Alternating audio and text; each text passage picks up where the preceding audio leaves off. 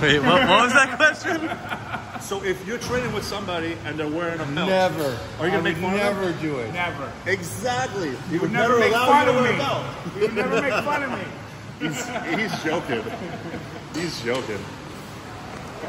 Mike, shoulder width, beyond shoulder, close. Where are we at? We're gonna go moderate to wide. Cool.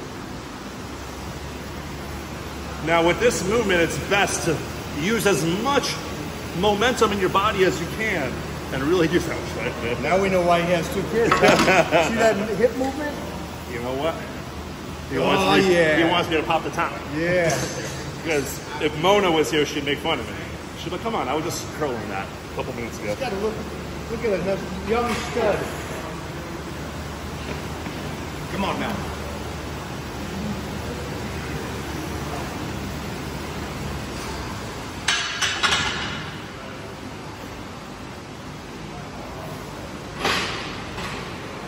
Very this way. I'm thinking you're a little bit this way where it's just you kind of feeling most comfortable. Is there any philosophy here? I'm dropping the shoulders and back out of it. I'm just letting it hang. Gotcha. Sweet. The same thing. Putting pressure on there.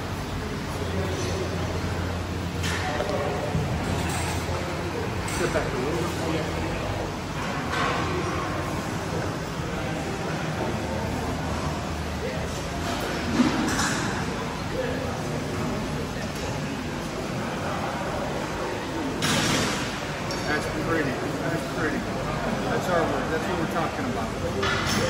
Interesting, because I'm this way now. First when I was this way, I was feeling less biceps. This way, I'm activating more biceps. And I blame that on Instagram, because I've seen all these stupid freaking videos where it's like, you have to be this way, and you have to sleep this way, and you have to walk this way, and you have to fuck this way. And it's like, yo, bro, like, the body doesn't even work like that. This is an uncomfortable position. I don't even feel comfortable here. Unless I'm squatting or deadlifting or something, but for a barbell curl, this is way better. Here. Yeah, I think that's, again, everything he was talking about earlier about me seeing a 900 deadlift, a 900 squat, I didn't comprehend as a 12, 13-year-old. I thought I was around strong men. I didn't know they were the greatest in the entire world. Doug Furness, Doyle Kennedy, Jeff Magruder. So I got to see this unrealistic, and as a 12-year-old I go, I'm going to be as strong as you but look better. I'm 12. Be kind, be kind. I was 12, a little naive. But the point is, I set up a goal. Now, the same thing with the bicep curl. I was around first training partners, Tom Plaz, Robbie Robinson at 19, 20 years old. Wow. And Robbie is the one who just says, drop that shit out of it. Who has one of the greatest arms in history, and still does today. His bicep is, but in no world is this. Give it up. Almost like an arm bar. The guy's gonna, but it's here, relax it. Even just critical thinking wise, that makes the most sense. You know, people want to talk about the science and the biomechanics and the this and the that, but it's just, yo, look at who has the greatest arms and how are they training them. You know, sometimes it comes down to common sense. They're gonna go, look, genetics. No, stop. Nobody knows their genetics when they're born or in their 20s, not until after the fact. Robbie created those arms and helped me build those arms. Same thing, drop it. Just relax everything. Fall forward.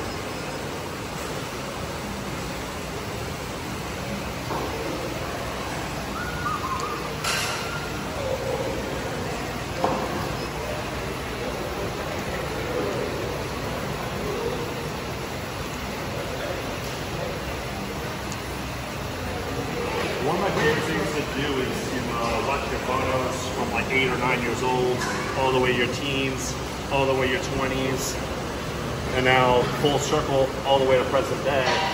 And it's so incredible to see there's tiny incremental changes progressively throughout the entire career, not this, you know, astronomical jump and like, oh yeah, when I was 24, 100 pounds heavier. Exactly, what happened to you? You know, it's like, you see guys all the time, they make great strides, then they just, their timeline just halts, you know? So, love the fact that Mike never had that happening for him. And that's the last compliment I'm gonna give Mike. I feel like I'm a fanboy right now, so I'm gonna stop with it.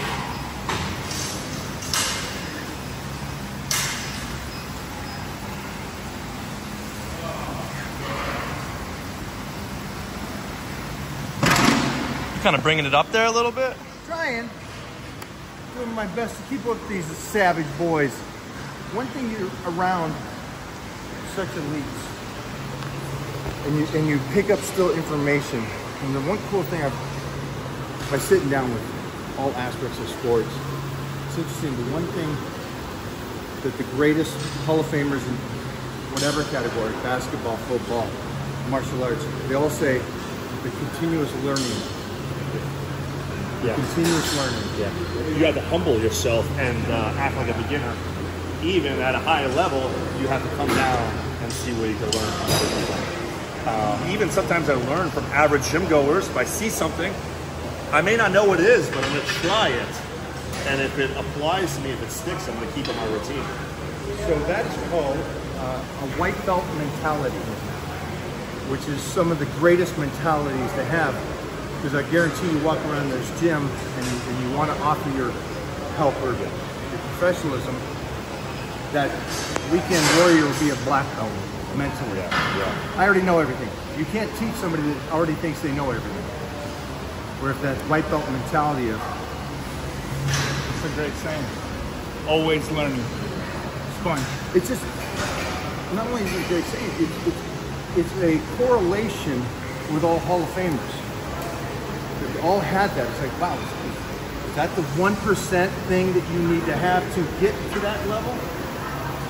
I don't know, but it's a good thing, I think, to have. Yeah. And go to the right people. You with Frank Zane, you're around the elites. Did you go? You gotta go again? I'm gonna do it. To this place, this is like the Mecca bodybuilding. I accidentally joined the East Coast Mecca bodybuilding. It was accident because my girlfriend at the time bought me a 1-month pass to the head judge of Olympia's personal gym. And I just started seeing all these great bodybuilders, Victor Martinez, Kai Green, all these guys. And similar to Mike, that's actually, you know, my mentality is be around strong people. And I just thought it was normal the whole time. But really it wasn't.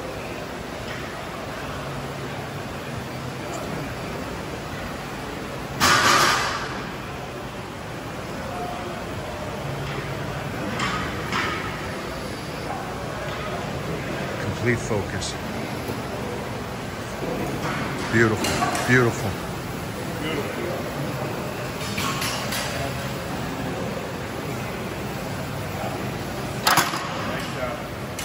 And I have the range of motion, so I'm going to go all the way and use my entire range. Bring it up a little higher. A lot of guys will stop at 90. Hey, anything above 90 is ineffective, or you're just wasting your time. Bullshit. Like, it totally doesn't make any sense at all. If you have the range, use the range. And if you don't have the range, practice in that range and you'll acquire it. It's like a flexibility.